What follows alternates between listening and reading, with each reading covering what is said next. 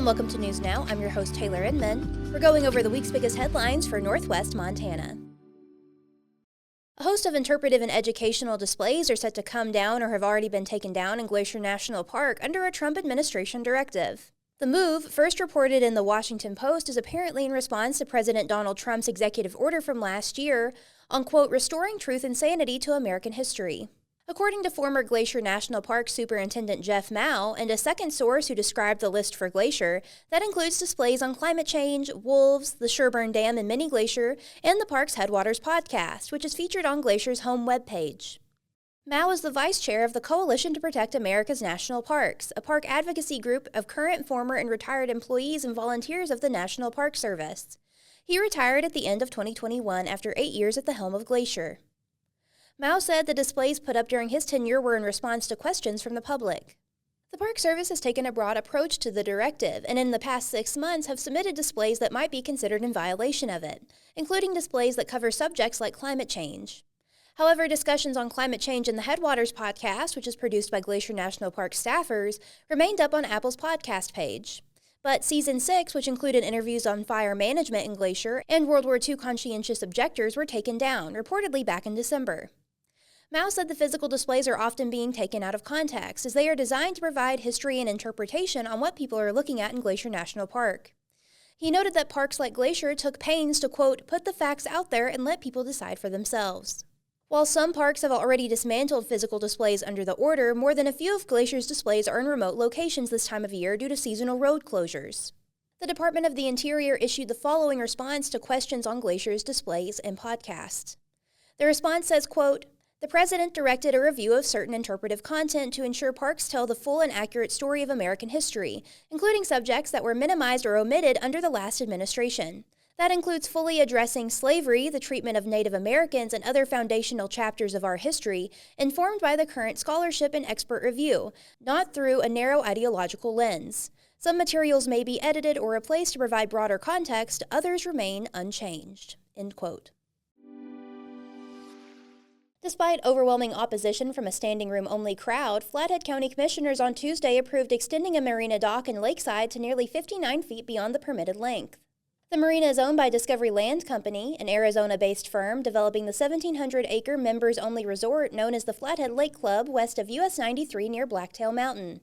Developers plan to use the 17-slip commercial dock located at 688 Lakeside Boulevard for its club members, while leasing available slips to the public. A minor variance request submitted on December 11th sought to extend the dock to 159 feet beyond the 100-foot maximum length set by county lakeshore regulations. The developers argued that the water was too shallow for safe boat mooring under the capped length, even at full pull, and the issue could not be remedied with alternative designs.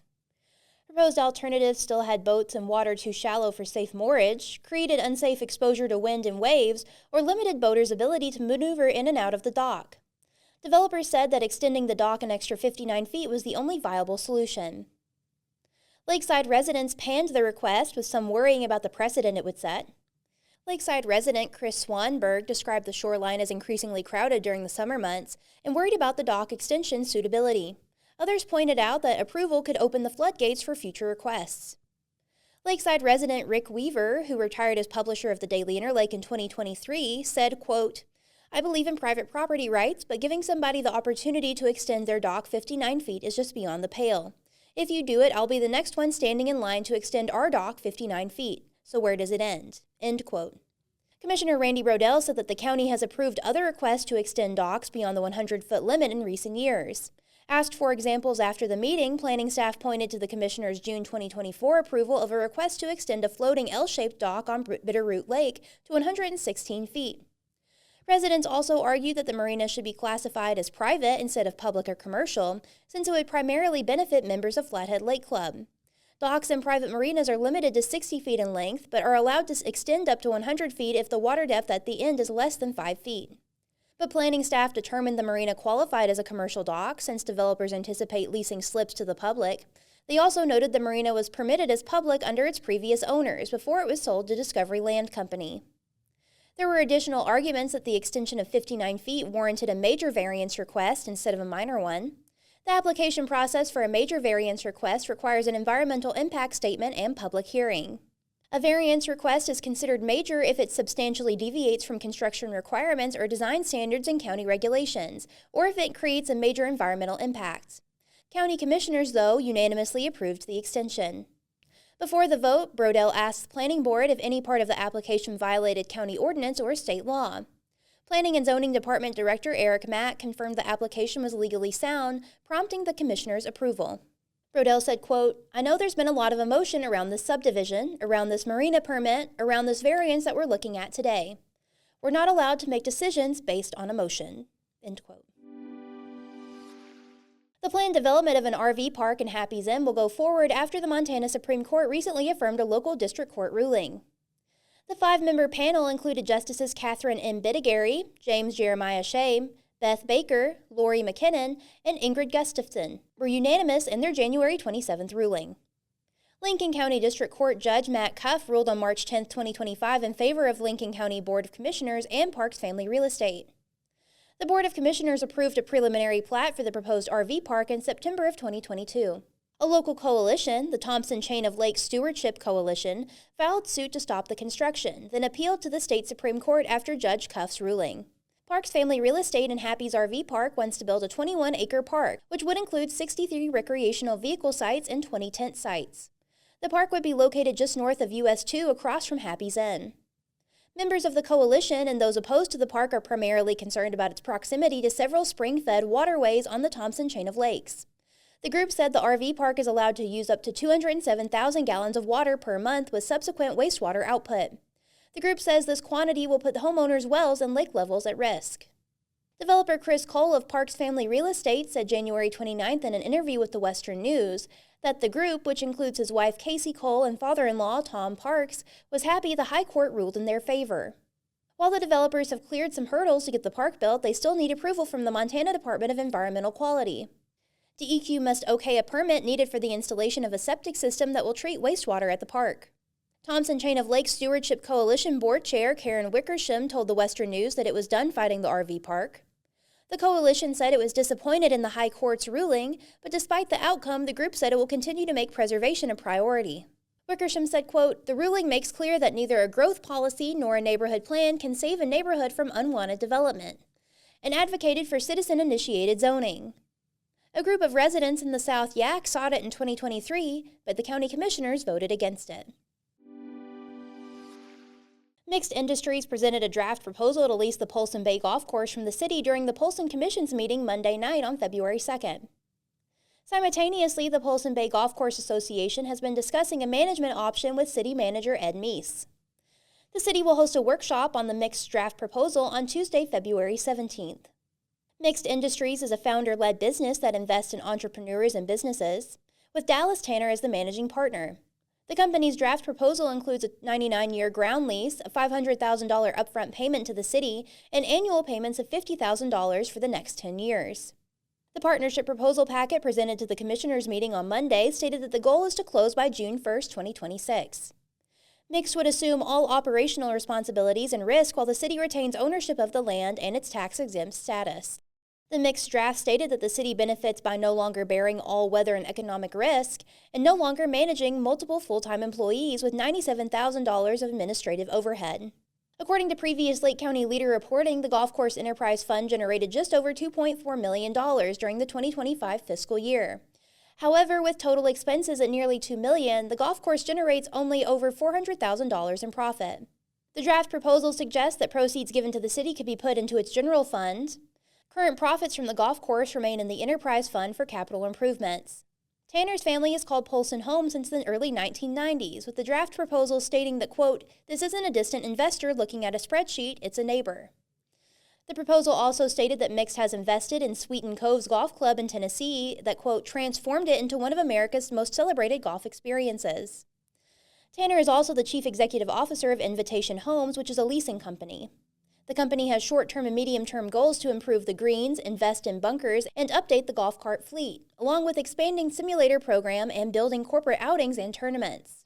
The company has requested a workshop session with the commission. Meese discussed hosting meetings tentatively at noon and around 5 p.m. on February 17th at the City Hall Council chambers. Larry Ashcraft, a Polson Golf Board member and junior golf board member, also presented a proposal to Mies for the Polson Bay Golf Association to take over the day-to-day operations of the course while the city continues to own the land. Their proposal document stated, quote, "This proposal is guided by a simple principle. The golf course exists for the benefit of the public and the long-term health of a city-owned asset." Ashcraft said the association has not previously managed the course. They initially broached managing Polson Bay in September of 2023 and have continued negotiations with the city, which includes sending a lease proposal back and forth. According to the proposal, the city is currently burdened with operating the course, and the current approach to management costs the city both time and money. The Golf Association's document also contends that, like many municipal golf courses, Polson's operates within tight financial margins. Through the association, they hope it might allow for greater operational flexibility and efficiency. The proposal also says that a full lease and operating agreement will be presented to the Commission for review and approval.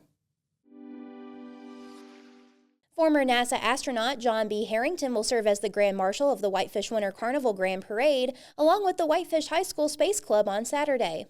Harrington is a retired U.S. Navy commander who flew aboard Space Shuttle Endeavour on the 16th Assembly mission to the International Space Station. The parade makes its way through downtown Whitefish, beginning at 3 p.m. This year's carnival carries an outer space theme of Out of This World, making Harrington's selection fitting. During the mission to the International Space Station, he traveled more than 5.6 million miles, logged over 330 hours in space, and performed 3 spacewalks totaling nearly 21 hours. As an enrolled citizen of the Chickasaw Nation, NASA recognizes Harrington as the first citizen of a federally recognized tribe to fly in space, marking a historic milestone in American spaceflight. Following his retirement from the U.S. Navy and NASA, Harrington continued his commitment to education and mentorship. He completed a 4,300-mile bicycle journey across the United States, visiting Native American reservations and NASA Explorer schools to share his story and encourage young people to pursue careers in science, technology, engineering, and math. At age 52, he earned a doctorate in education, focusing his research on factors that motivate and engage Native American students in STEM fields.